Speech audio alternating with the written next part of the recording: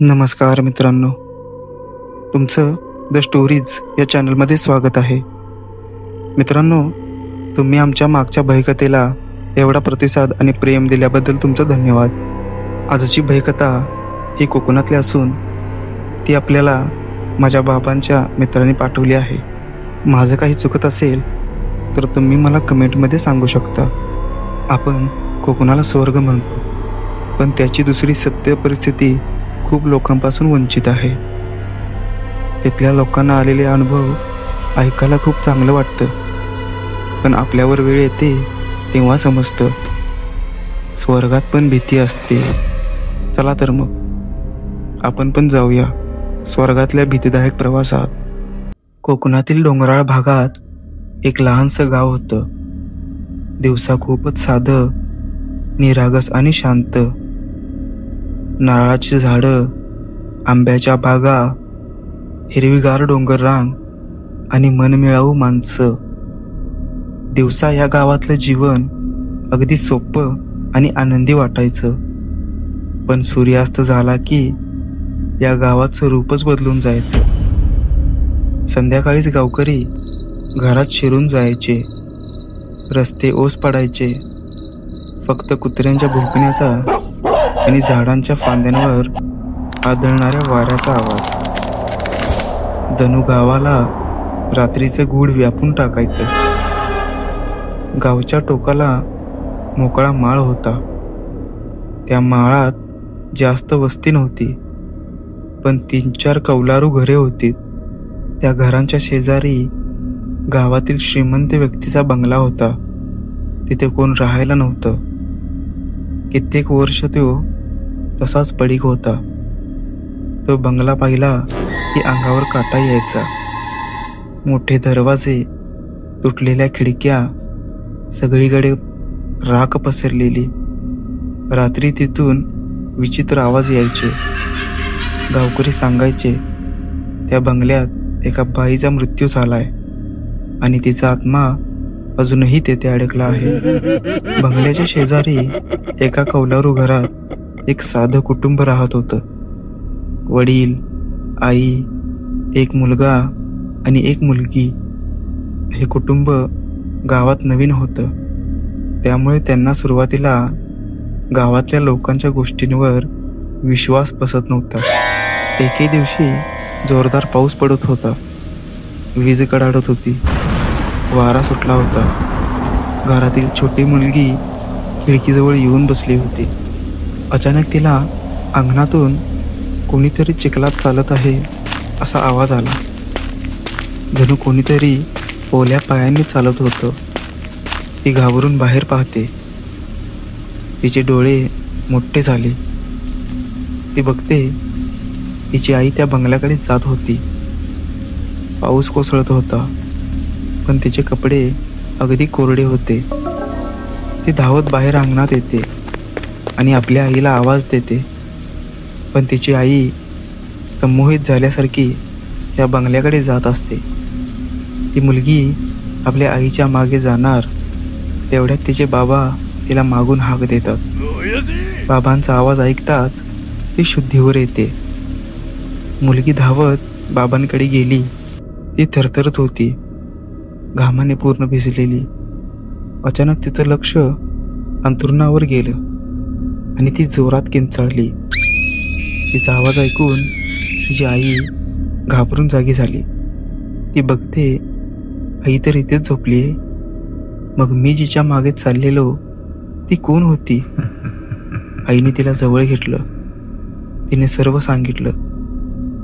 तिने शांत करण्याचा प्रयत्न केला. ती म्हणाली, भास झाला असेल बाळा, रात्री होतं असं. मी आहे ना बाळा.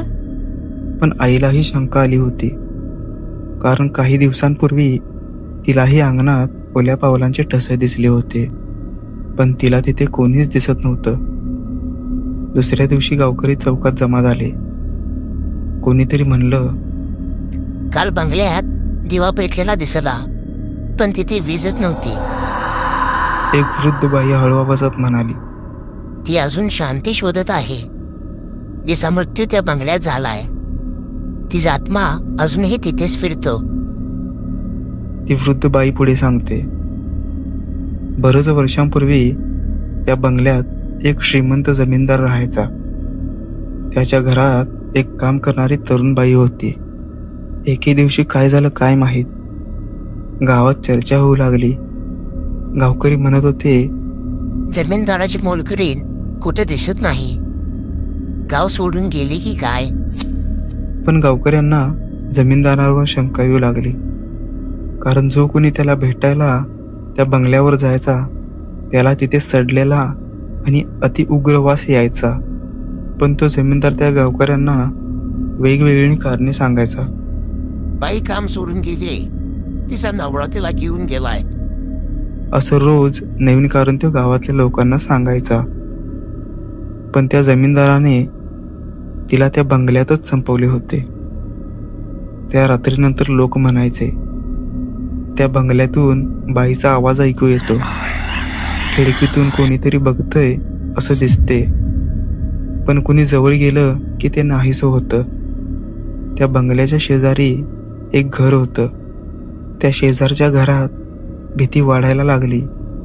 कधी खिडकी आपोआप आपटून बंद व्हायची, कधी छतावर पावलांचे आवाज यायचे, कधी रात्री अचानक रडण्याचा मंद स्वर ऐकू यायचा. मुलगा घाबरायचा, मुलगी रडायची, आई शांत करायची, पण तिच्याही अंगावर काटा यायचा. एका रात्री मुलीने ठरवले, आज मी बघणार काय खरं आहे आणि काय खोटं. ती खिडकीजवळ बसली. मध्यरात्र झाली आणि अचानक अंगणात तीच बाई उभी होती. निर्मळ पण भयानक डोळ्यांनी थेट मुलीकडे बघत होती. क्षणभर ती तशीच उभी राहिली आणि नंतर धुक्यासारखी हवेत विरून गेली. या घटनेनंतर कुटुंब पूर्णपणे घाबरून गेलं. सगळ्यांना भीतीने झोप लागत नव्हती. प्रत्येक रात्री काहीतरी विचित्र घडायचं. पावलांचे आवाज, खिडकीत सावली, कधी हळू हसण्याचा स्वर, तर कधी कर्ण कर्कश किंकाळ्या. गावकऱ्यांनी त्या कुटुंबाला सांगितलं, तुम्ही घर सोडा, तो आत्मा शांत नाही होणार. जिथे मृत्यू झाला तिथे त्याला कायमचं बांधलं जातं. एका रात्री परिस्थिती चिघळली. घरातल्या सगळ्यांना वाटलं कुणीतरी अंगणात उभा आहे. दार आपटून आपटून बंद होत होतं. पावलांचे आवाज जोरात येत होते आणि अचानक त्या बाईचा आवाज आला, मी अजून इथेच आहे. तो आवाज ऐकून कुटुंबाने भीतीने दार उघडलं. पण त्यांना अंगणात कोणीच दिसत नव्हतं. सगळं रिकामं शून्य पसरलेलं. पुढच्या आठवड्यात त्यांनी गाव सोडून दिलं. घर रिकामं पडलं. आजही गावकरी सांगतात, रात्रीच्या बंगल्याच्या खिडकीतून पिवळसर प्रकाश दिसतो, पावलांचे आवाज ऐकू येतात आणि कधी कधी एक बाई खिडकीत उभी दिसते. धन्यवाद मित्रांनो. तुम्हाला ही भयकथा आवडली असेल तर लाईक आणि सबस्क्राईब करा आणि शेअर करायला विसरू नका.